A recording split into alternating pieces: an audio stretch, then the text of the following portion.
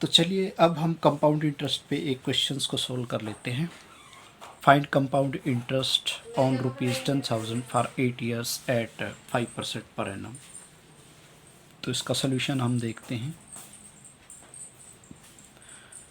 Compound interest के case में amount निकालने का जो फार्मूला मेरे पास होता है वो होता है P into 1 plus R by 100 raise to the power n। n हमारे पास टाइम को रिप्रेजेंट करता है यहाँ पे। तो प्रिंसिपल हमारे पास कितना है? प्रिंसिपल तो मेरे पास है यहाँ पे 10,000। 1 प्लस R मेरे पास कितना है? R मेरे पास है 5% पर एनम। तो 1 plus R by 100 raise to the power n। Time मेरे पास कितना है? 8 ईयर्स। तो रेज टू द पावर 8। ये मेरे पास अमाउंट निकालने का फार्मूला आ गया। अब देखो, तो this can be written as 10,000 into, जब मैं इसको सॉल्व करूँगा तो 100 प्लस 5 यानी कि 105 by 100 raise to the power 8। यहाँ से इसको मैं ऐसा लिख सकता हूँ, देखो नीचे 100 है तो this can be written as 1.05 raise to the power 8। अब ये जो 1.05 रेज टू द पावर 8 है, इसको आप कैलकुलेट करने के लिए लॉगरिथम का हम यूज़ करेंगे। तो इसको मैं सेपरेटली कैलकुलेट कर लेता हूँ। इसको मैं t मान लेता हूँ। तो ये मेरे पास बन जाएगा 10,000 इंटू टी, और t मेरे पास क्या है? t मेरे पास है 1.05 रेज टू द पावर 8। अब मैं इस t की वैल्यू को कैलकुलेट कर लेता हूँ। तो t की वैल्यू को मैं यहाँ कैलकुलेट कर लेता हूँ। t मेरे पास है 1.05 रेज टू द पावर 8।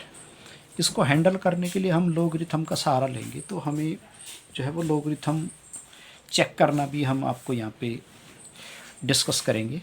तो टेकिंग लॉग बोथ साइड, तो दोनों तरफ लॉग ले लो। तो this is log t is equal to log of 1.05 raised to the power 8।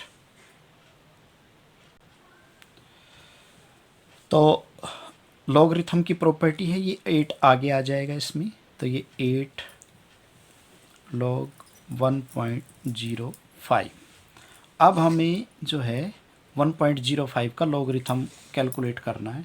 तो इसके लिए जो है हमें बुक में जो लॉगरिथम टेबल दे रखी है हमें उसका यूज़ करना है।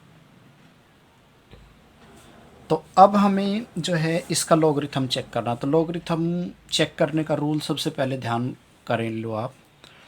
हमें सबसे पहले जो है वो 2 डिजिट्स को लेना होता है, पहले 2 डिजिट। तो पहले 2 डिजिट, इसमें ये डेसिमल है, इस डेसिमल को थोड़ी देर के लिए भूल जाओ। तो हमें क्या करना है, इस डेसिमल को हटा कर के ये मेरे पास बन गया 105। तो मुझे पहले 2 डिजिट लेने हैं, यानी कि मुझे 10 की टेबल देखनी है 5 के नीचे। तो मैं अपने लॉगरिथम टेबल में 10 की टेबल पे चलता हूँ। 10 से ही स्टार्ट है ये। 10 की टेबल को मैं 5 के नीचे देखूँगा। तो 10 की टेबल में 5 के नीचे चलो, वो मेरे पास आ गया 0212। तो इसको नोट कर लो। तो ये मेरे पास आ गया जो है 8 इंटू 0212। ठीक है, 10 की टेबल को मैंने 5 के नीचे देख लिया तो मेरे पास आ गया 0212। अब देखो, अब इस डेसिमल से पहले देखो कितने डिजिट हैं। इस डेसिमल से पहले काउंट करो नंबर ऑफ़ डिजिट। इस डेसिमल से पहले मेरे पास सिर्फ एक ही जो है डिजिट है, नंबर ऑफ़ डिजिट 1 है। तो इस नंबर ऑफ़ डिजिट्स 1 हैं, तो इसमें से मुझे क्या करना है, 1 को सब्ट्रैक्ट करना है अपनी तरफ से। तो मैंने नंबर ऑफ़ डिजिट्स 1 था, तो उसमें से मैंने डिजिट को, एक बात ध्यान रखनी है आपको, ये डिजिट नहीं देखना आपको नंबर ऑफ़ डिजिट देखनी है। तो यहाँ पे नंबर ऑफ़ डिजिट एक ही है। सपोज़ करो नंबर ऑफ़ डिजिट 2 होते तो मैं यहाँ पे 2 लेता। तो नंबर ऑफ़ डिजिट्स 1 है तो 1 में से 1 मुझे अपनी तरफ से सब्ट्रैक्ट करना है, तो वो आ जाएगा 0। तो यहाँ पे पॉइंट लगा करके आप 0 इसके आगे लिख दो। ठीक है, अब इसको जो है वो 212 को 0.0121 को 8 से मल्टीप्लाई कर दो। तो जब हम इसको मल्टीप्लाई कर देंगे 8 से, तो ये मेरे पास आ जाएगा 0.1696। ये मेरे पास आ गया log t। अब जो है यहाँ से t की वैल्यू निकालो। जब मैं यहाँ से t की वैल्यू निकालूंगा तो वो मेरे पास आएगा एंटी लॉग ऑफ 0.1696। तो जब हम एंटी लॉग को फाइंड आउट करेंगे, तो एंटी लॉग को फाइंड आउट करने के लिए आपको हमेशा ही डेसिमल के बाद वाला पार्ट लेना है। तो डेसिमल के बाद वाला पार्ट देखो है 1696। तो इसमें सबसे पहले 2 डिजिट लेने हैं आपको। तो आपको 0.16 की टेबल को देखना है, 9 के नीचे 6 से मीन डिफरेंस। तो चलिए हम इसको जो है वो टेबल पे लेके चलते हैं आपको। तो 0.16 की टेबल 9 के नीचे 6 से मीन डिफरेंस। तो ये देखो, ये है 0.16 की टेबल। तो 0.16 की टेबल को मैं चला 9 के नीचे, वो मेरे पास आ गया 1476। और जो है मीन डिफरेंस कितने से था, मीन डिफरेंस मेरा था 6 से। तो इसमें आगे चलो 6 के नीचे वो है 2, मीन डिफरेंस 2। तो ये मेरे पास आ गया 1476 में 2 जो मीन डिफरेंस था 2 वो ऐड कर देना है। तो ये आपके पास आ गया 1478 1478।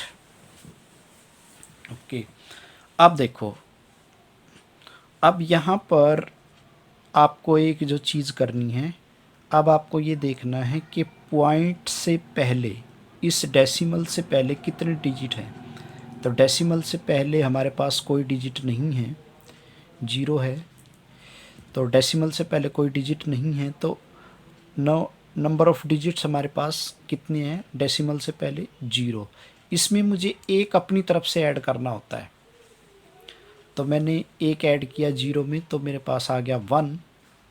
तो मैं यहाँ पे 1 के बाद डेसिमल लगा दूंगा, यहाँ से काउंट करूँगा 1 डिजिट काउंट करूँगा, तो 1 के बाद मैं यहाँ पे डेसिमल लगा दूंगा।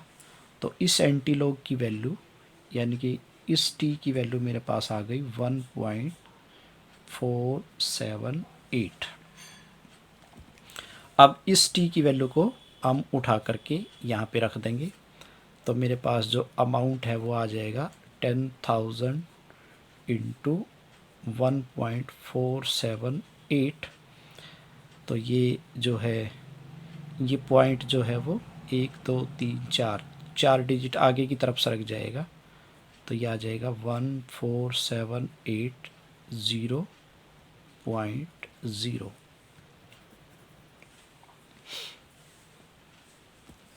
देखो ये 10,000 हैं। तो जब हम इसको हैंडल करेंगे तो यहाँ से जो है पॉइंट 1 2 3 1 2 3 4 कितनी 0 हैं इसमें, 1 2 3 4। तो ये जो डेसिमल है ये 4 डिजिट इधर चरक जाए, शिफ्ट हो जाएगा, 1 2 3। तो चौथा तो है नहीं, तो चौथे के लिए मैंने क्या किया, यहाँ पे 0 लगा दिया। और 0 लगाने के बाद 0.00। तो अमाउंट मेरे पास आ गया 14,780। तो कंपाउंड इंटरेस्ट मेरे पास बनेगा, इस अमाउंट में से मैं प्रिंसिपल को सब्ट्रैक्ट कर दूंगा, यानी कि 14780 माइनस 10,000, ये मेरे पास आ जाएगा 4780 रुपीज़। ये मेरा इस केस में कंपाउंड इंटरेस्ट आ गया। तो यही हमारे पास इस क्वेश्चन का आंसर था।